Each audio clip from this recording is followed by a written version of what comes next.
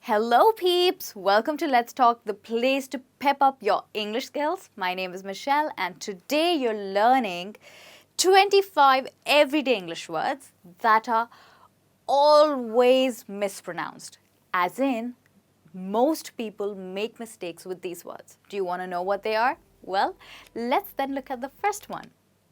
So the first word that you have is introduction. That's right, my friends. You don't say it introduction, but you call it as introduction. Let's try it again. Introduction. So, where do you think the stress is? Well, the stress is on this syllable. And remember that the stress before shun is always on the syllable before that. Okay? So, it's introduction right before shun. All right, let's look at a sentence with this one. Some people need no introduction. Their work says it all. As in, there are few people who are so good at their work that you don't need to tell about them because everybody knows that their work is really good. So this can be used probably for a colleague who is really good, and when you're introducing them, you could probably use this sentence. It'll be a great one. Well, let's move on quickly to the next word for the day, and that is, how do you say this word? It's not forget, but forget. You know, the furry cat, the word fur, right? So that's the same word that you're using here. You're saying forget, forget. And where do you think my stress is? Well, the stress in this word is on get. Okay, let's look at an example. Just forget about what happened and move on. As in, whatever happened, forget about it, don't worry, and move on to the future. Now let's move on to the next one. Now we have, how do you say this? Deodorant. No, you say it as deodorant. Let's say it again. Deodorant. So the stress is on o, deodorant. Okay. Now let's look at a sentence. It's a good idea to carry a deodorant in your bag. Well, I think that is true. It's always a good idea to carry a deodorant in your bag. Otherwise, you have the risk of stinking in front of other people, which is not good. Okay. Now we have this word. So you have to be careful with C and H over here because they don't have the sound ch, which these two letters, when they come together, generally have. But here the sound is k, which is chaos. Let's try it together. Chaos. And the stress is on K. Chaos. What is chaos? Well, chaos is when you're absolutely confused, okay? Or things around you are in a complete mess. That's chaos. If you take more than 1,000 people in the auditorium, it would create a chaos. It sure would. Okay. Now let's move on to this word. Well, the mistake with this word is that people often stress it on hair, okay, when it's supposed to be stressed on red. So you say it as hereditary, okay? Hereditary. Say it again. Hereditary. Right. So as you notice, there is this syllable in between, red. So if you remember red, you'll be able to remember the pronunciation. Let's look at an example. Diabetes is a hereditary problem, okay?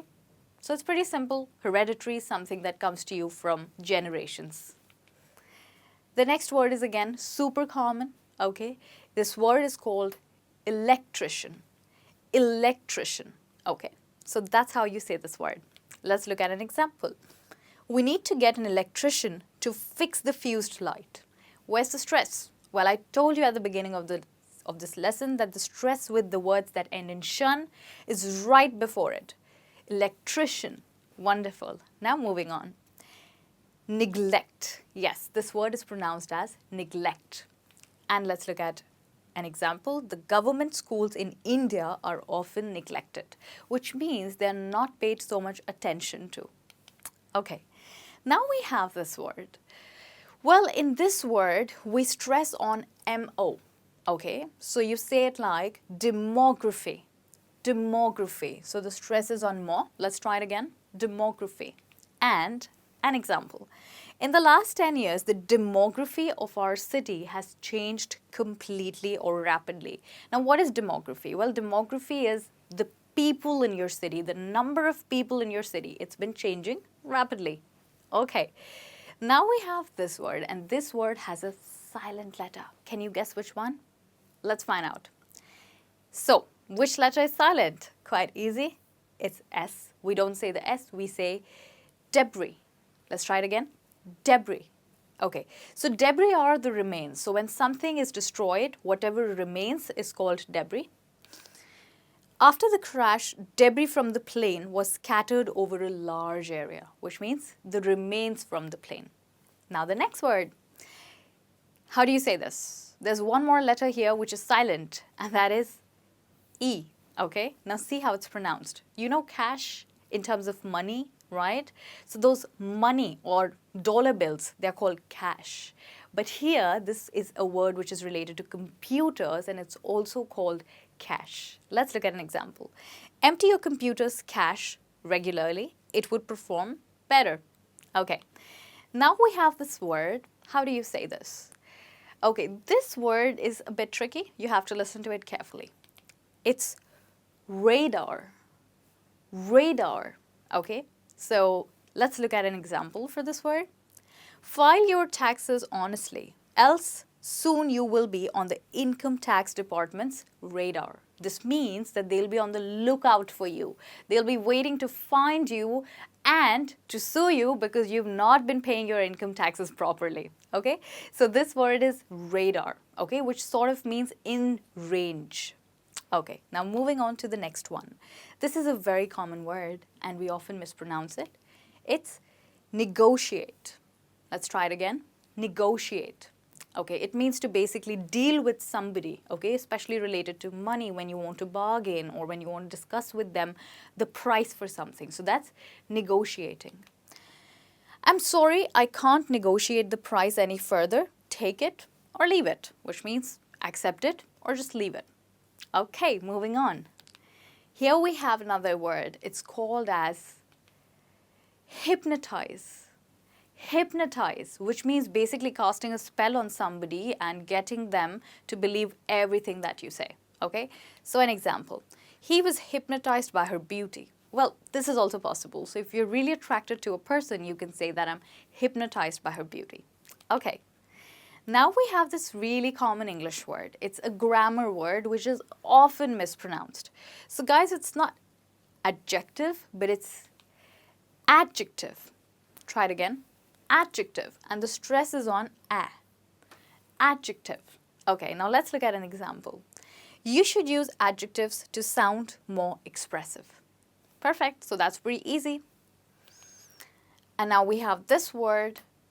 This word is pronounced as ambitious. Try it again. Ambitious. Well, what does ambitious mean? Well, ambitious means when you have really big dreams and you want to fulfill them. Rima is quite ambitious about her career. Oh yeah, this is another one that you've got to be careful of. Not carrier, but career. Okay, moving on to the next one. So this is the name of a month and it's pronounced as, this is A. April. April. Okay. How many of you have your birthdays in April? So if you're speaking to a couple of people, you could say it that how many of you have your birthdays in the month of April? Okay. Now we have this word and let's look at the pronunciation and then understand how to pronounce it. So it's, as you can see, the last sound in this word is a bit stretched and you must get that as well. So it's automobile. Try it again. Automobile. Okay. The automobile industry is the first to get affected in a recession. So what is a recession? Well, recession is an economic decline when the economy is suffering basically because of, whatever is happening in the country. And in such a situation, the automobile industry is the first one to suffer. And now we have this one, which we have every morning. It's breakfast. Try it again. Breakfast. You should not skip your breakfast. It is the first meal of the day. Well done. Now we have this word, and here you see that we have the word cap, okay? And let's see how we pronounce it. So this word cap is actually not pronounced as cap here. It's pronounced as cup. Capacity. Try it again. Capacity. Well done. Okay, let's look at an example. the auditorium has a capacity to take 1,000 people. Okay, but not more than that, because if there are more than 1,000, then what will happen? There'll be a chaos. Yes, you learned this word earlier in the lesson. Okay, now let's look at this word. So this is where you put your letter or any particular message or a slip of paper inside, and it's called as envelope. Envelope. Okay, remember that the ending is not lup but lope. People often say envelope when it's supposed to be envelope. Okay, now let's look at an example. Can you pass me that red envelope? Wonderful. Now we are moving towards our next word. So this word means to help somebody. Okay, and the pronunciation is this. Facilitate. Facilitate. Sometimes this word is also used for events, for organizing events. Okay, let's look at an example. YouTube has facilitated quality learning online, which sort of means provided or given. Okay, so that's facilitated. Try with me again. Facilitated. So remember that this FAC is not facilitated but facilitated. Okay, moving on. So this word, you know what it is, right? On a man's face, you find it here. It's called moustache. Try it again. Moustache. This might be a new one for you because this one is a bit tricky. So, moustache. Growing a moustache is quite in fashion these days. Yeah, not only a moustache, but also having a beard is quite in fashion these days. Don't you think? Okay. Now we have this word, which we often have in the mornings, especially when we're having breakfast. I love having a smoothie of banana. Okay, I love having a banana smoothie. Let's look at a sample sentence. I eat at least one banana for breakfast. So it's not banana, but banana. Try it again. Banana. Perfect. Now this word, well, if you want to improve your English, then you need a lot of preparation. That's right. Preparation. Preparation. Let's look at an example. If you want to crack the IIT entrance, you need to begin the preparation now. Well, guys, for improving your English, you need something more than preparation, and that is repetition. Yes, which is what you need to do in this lesson. So if you have learned all the words today, then what you need repetition. Yes, try it again. Repeat after me. Repetition. Did you hear? I said repeat and repetition. Well, both of them have different pronunciation. Okay, let's look at an example. Constant repetition makes it easier to pronounce words correctly in English. Well, that's exactly what I said. So do remember, guys, that after watching today's lesson, you do a lot of preparation and also some repetition so that your pronunciation skills can actually improve. Well, I hope that the 25 words that you learned today, you will stop making mistakes with those and get the pronunciation right. Thank you so much for joining me. I'll see you soon in another lesson. Till then, keep speaking and keep practicing English. Bye-bye.